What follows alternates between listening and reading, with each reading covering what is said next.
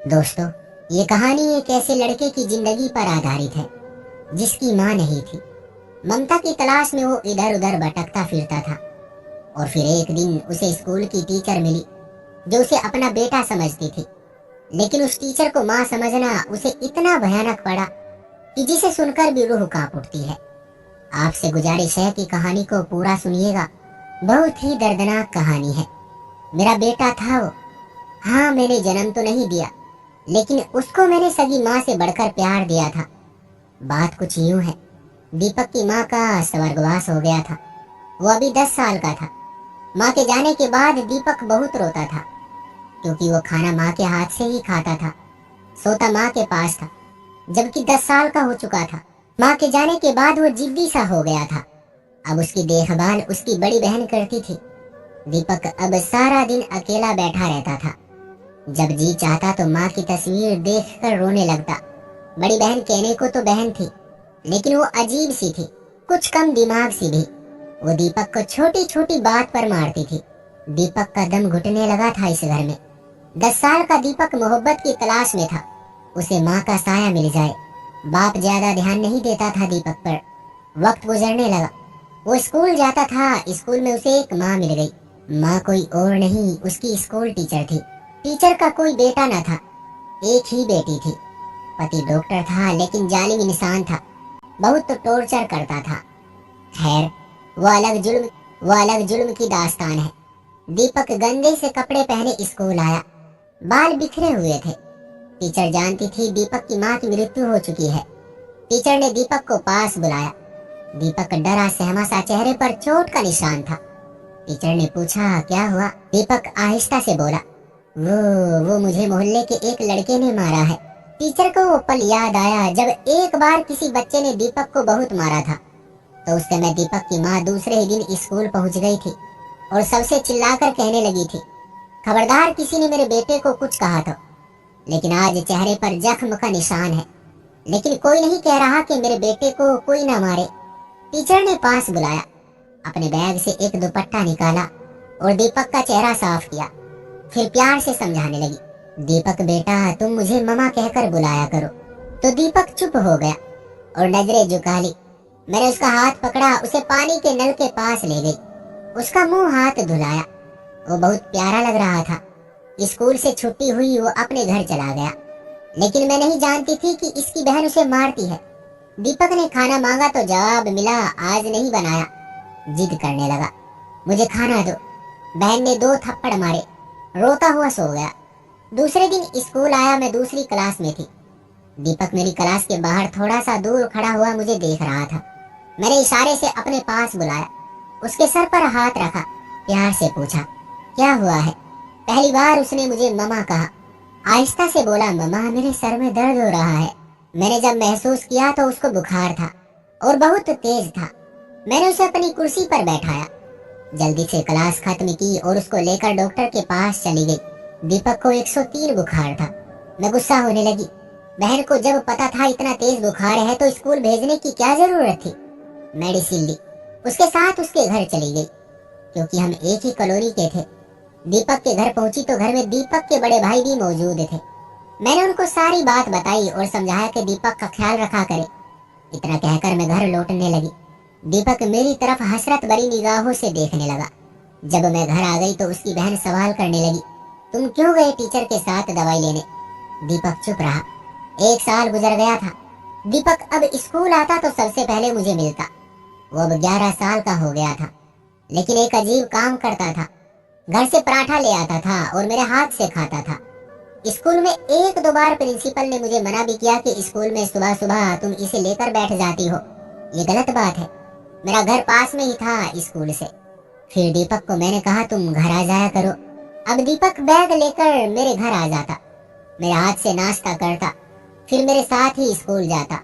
दीपक को माँ की मोहब्बत चाहिए थी। वो मेरी थोड़ी सी देखभाल से अब खुश रहता। मैं पैदल चलकर स्कूल जाया करती थी। एक दिन मुझे कहने लगा, मम्मा, आप पैदल क्यों स्कूल जाती हैं? आप थक जाती होंगी। पहली बार उसने मुझे फिक्र भरे शब्द कहे थे। मैंने सर पर हाथ रखा, मुस्कुराकर बोली, जब मेरा बेटा बड़ा हो जाएगा ना, फिर अपनी बाइक लेंगे, तुम मुझे स्कूल छोड़ने जाया करना। वो बहुत तो खुश होता। दीपक अब स्कूल से वापस आकर मेरे पास ही खाना खाता, फिर उसे मैं ट्यूशन पढ़ाती। वो पढ़ाई में बहुत अच्छा था, लेकिन एक दिन उसकी बहन और उसका बाप मेरे घर आए और मुझे मना किया कि हमारे बच्चे से दूर रहो। लेकिन दीपक का बाप कुछ समझदार था। मैंने उससे कहा, मैं कुछ गलत तो नहीं कर रही, इसे पढ़ाती लिखाती हूँ, एक माँ बनकर इसकी अच्छी परवरिश करती हूँ, वो भी खुश रहता है, उसको मैंने अपना बेटा बनाया है। आप लोग अगर चाहते हैं तो ठीक है, मैं उसे नहीं आने दूंगी अपने घर। दीपक का बाप कुछ बीमार था। उसने मुझे कहा, बहन ठीक है, मेरा बेटा अपनी माँ का बड़ा लाडला था, उसका ख्याल रखना। इधर दीपक की बहन की शादी हो गई और उसका पति घर दामाद बन गया। 1 साल गुजरा और दीपक का बाप भी दुनिया से चल बसा। दीपक अब मेरे पास ही ज्यादा वक्त गुजारता था। 15 साल का हो चुका था। मैट्रिक पास कर ली। मुझे कहने लगा, मम्मा मुझे वकील बनना है। मैंने प्यार से कहा, ठीक है मेरे बच्चे, तुम पहले एफएससी कर लो। उसका एक कॉलेज में एडमिशन करवा दिया। वो कॉलेज जाने लगा। कॉलेज से सीधा मेरे पास आता, खाना खाकर कुछ टाइम मेरे पास रहता, फिर अपने घर चला जाता। लेकिन बहन हमेशा उससे झगड़ा करती, उसे कहती कि टीचर के घर मत जाया करो। लेकिन दीपक अब जवान हो चुका था। वो बहन से कहता, वो मेरी माँ है, मैं उनके बिना नहीं रह सकता अब। लेकिन बहन तेज थी, उसे ना जाने कैसी कैसी गंदी बातें कहती। दीपक आकर सब कुछ मुझे बताता, मैं उसे प्यार से समझाती, उसकी अच्छे से परवरिश करती। मैं किराए के घर में रहती थी। कुछ पैसे जमा करके एक प्लॉट खरीदा था। मालिक मकान कभी पानी बंद कर देता तो कभी बिजली किराया लेट हो जाने की वजह से अब घर की जिम्मेदारी दीपक संभाल रहा था। मैं 50 साल की हो चुकी थी और दीपक 18 साल का। एक दिन मेरे पास बैठा, कहने लगा, मम्मा मुझे एक जॉब मिल रही है, आपकी इजाजत हो तो कर लूं। मैंने तो उसे मना कर दिया कि पढ़ाई पर ध्यान दो। लेकिन वो कहने लगा, मम्मा आप कब तक करेंगी जॉब, आप अब थक जाती है। दीपक एक होटल पर काम करने लगा पार्ट टाइम, जो पैसे कमाता मुझे ला कर देता।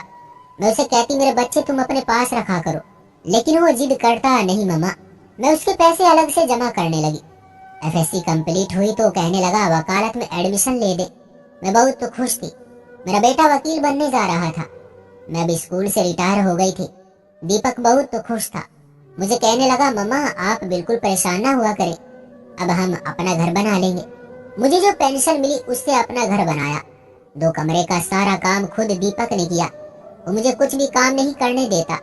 मुझे कहता, मम्मा वहाँ बहुत से मर्द आए होते हैं, आप ना आया करे वहाँ।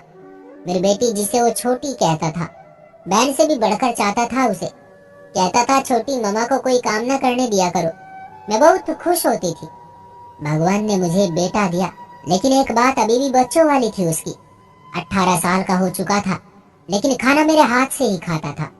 घर बनकर पूरा हो गया तो बहुत तो खुश था। सारा सामान खुद शिफ्ट किया अपने घर में। उसने अपने कुछ पैसे जमा करके एक बाइक भी खरीद ली थी।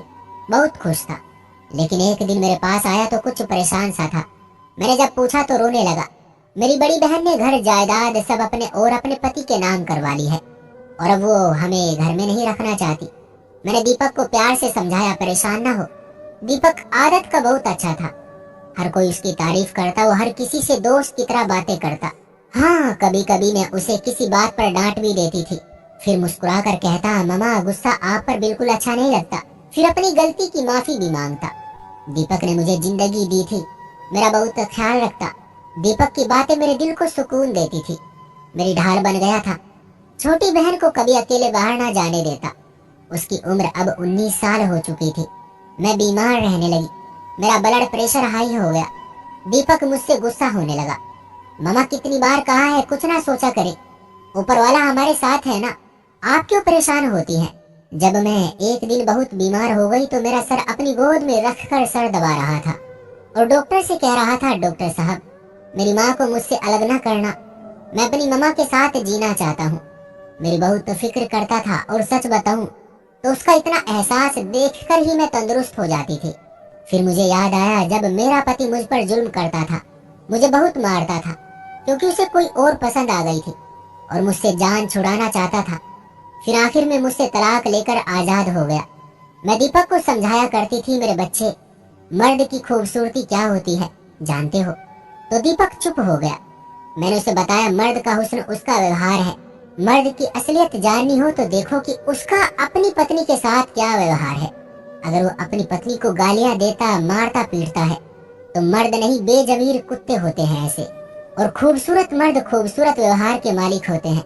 वो अपनी पत्नी को अगर सर का ताज नहीं कहते तो वो पांव का जूता भी नहीं समझते। अपनी पत्नी की इज्जत करते हैं और ऐसे मर्द राजकुमार होते हैं। मैं जो उसे समझाना चाहती थी वो खूब समझ जाता था। वो कहता, ममा आपकी परवरिश का मान रखूंगा, कभी आपका सर नहीं झुकने दूंगा। ममा आप आज वेजिटेबल बिरयानी बनाना, मैं शाम को आऊंगा। वो अपने घर चला गया। जब घर पहुंचा तो उसकी बहन उसके साथ झगड़ने लगी। इतना झगड़ा हुआ कि उसकी बहन और बहनों ने उसे बहुत मारा। बहन उसे गंदी गंदी बातें कहने लगी। तुमने माँ के नाम पर मासूका रखी हुई है, तुम माँ के रिश्ते को दाग लगा रहे हो, तुम बेगैरत इंसान हो। दीपक चिल्लाकर बोला, दीदी भगवान के लिए ऐसा ना कहो, वो मेरी माँ है, माँ के बारे में ऐसा ना बोलो। बहन की आवाज सुनकर मोहल्ला इकट्ठा हो गया। बहन सारे मोहल्ले वालों से कहने लगी, ये दरिंदा माँ के नाम पर इश्क करता है। जब दीपक ने ये शब्द सुने तो बेहोश होकर जमीन पर गिर गया। अस्पताल ले गए। मैं बिरयानी बनाकर इंतजार कर रही थी, लेकिन दीपक न आया। मेरा दिल घबराने लगा। मैंने जब पता किया तो खबर मिली कि दीपक अस्पताल में है, उसे हार्ट अटैक आया है। मैं दौड़ती हुई अस्पताल चली गई। दीपक बेहोश पड़ा था। मैं रोने लगी। उसकी बहन ने अस्पताल में भी खूब तमाशा लगाया, मेरी बहुत बेइज्जती की, मुझे तरह तरह के ताने देती रही, मुझे धक्के देकर वहां से निकाल दिया। मैं परेशान रहने लगी। 4 दिन गुजर गए। फोन आया। दीपक की आवाज थी, ममा आपका बेटा मर रहा है, आप कहाँ हैं? मैं तड़पने लगी, बेटा मैं तेरे पास ही हूँ। दीपक मुस्कुराकर बोला, ममा कल आप मेरे लिए बिरयानी बनाकर लाना, मेरा बहुत मन कर रहा है, जरूर लेकर आऊंगी। मैंने उसे प्यार से कहा, मेरे बेटे तुम अपना ख्याल रखो, मैं कल आऊंगी। दूसरे दिन मैं दीपक के लिए बेहतरीन वेजिटेबल बिरयानी लेकर गई। वो घर ही था। जब मैं घर में पहुंची तो वो दौड़ता हुआ मेरे सीने से लग गया। मामा मैंने मर जाना है अब। मैं रोने लगी। ऐसी बातें नहीं करते। इतने में उसकी बहन आ गई। मुझे देखकर चिल्लाने लगी, हाय नहीं रहा गया आशिक के बिना। आ गई मिलने। वो फिर अपनी हद से गुजरने लगी। दीपक ने अपनी बहन की तरफ देखा और आहिस्ता से बोला, भगवान का वास्ता देता हूँ दीदी। इतना कहा और दीपक जमीन पर गिर गया। उसका जिस्म ठंडा पड़ गया। जल्दी से अस्पताल ले गए और फिर डॉक्टर्स ने आखिरी शब्द कहे, ही इज नो मोर। और मेरे पैरों तले से जमीन निकल गई। दीपक मर चुका था। वो मुझे आवाज देता, मुझे ममा कहता हुआ मुझसे अलग हो गया था। मुझे हर मुश्किल में हौसला देने वाला मेरा बेटा मुझे हमेशा के लिए छोड़ गया था। बहन दूर खड़ी आंसू बहा रही थी। वो रोने की एक्टिंग करने लगी। मैंने दीपक के माथे को चूमा, दीपक जैसे मुझे कह रहा हो, मामा मुझे छोड़कर न जाना, मैं आपके साथ हूँ हमेशा। मैं बोझल कदमों से वहां से चल दी। उसकी बहन चीख चीख कर रो रही थी। मेरा दिल चाहा इसे आग लगाकर जला दूं, लेकिन मैं बेबस थी और मैं फिर से अकेली बूढ़े कदम लिए घर की तरफ चल दी। उसकी तस्वीर देख रही हूँ, आंखों में आंसू है। वो मुझसे हमेशा के लिए बिछड़ गया। फिर सच ये खुला कि दीपक अपनी बहन से जायदाद में हिस्सा मांग रहा था और बहनोई अपनी बहन के साथ दीपक की शादी करवाना चाहता था। और फिर बहन जल्लाद बन गई, अपने भाई को खा गई। मैंने उसे बेशक जन्म नहीं दिया था, लेकिन मेरा ईश्वर जानता है, सगी माँ से बढ़कर उसे अपना माना था। बहन का लालच और पागलपन मेरे दीपक को खा गया। सब बहनें एक जैसी नहीं होती। बहनें तो भाई पर कुर्बान हो जाती हैं, लेकिन ये कैसी बहन थी जो अपने भाई की कातिल बन गई। औरत बहुत जालिम भी हो सकती है, जैसे मेरे दीपक की बहन जिसने हंसते मुस्कुराते दीपक को खाक कर दिया। बहुत सी औरतें अपनों की कातिल होती हैं, कुछ पति का कत्ल करती हैं, आशिक के साथ मिलकर कुछ माँ बाप को बदनाम करती हैं, मोहब्बत के नाम पर कुछ बहन के रूप में कातिल बन जाती हैं। और आज शायद मुझे एहसास हो रहा है कि ये दुनिया खत्म होने के करीब है। रिश्तों में अब मोहब्बत नहीं रही। अब हर मंजिल मतलब की है। अब हर संबंध मतलब का है। अब हर रिश्ता मतलब का है। अब किस पर यकीन करे, किसे अपना कहे। सुना है उसकी बहन अब सदमे में है। उसे कोई जाकर कहो अगर तुम्हारा ड्रामा खत्म हो जाए तो ईश्वर के इंसाफ का इंतजार करे।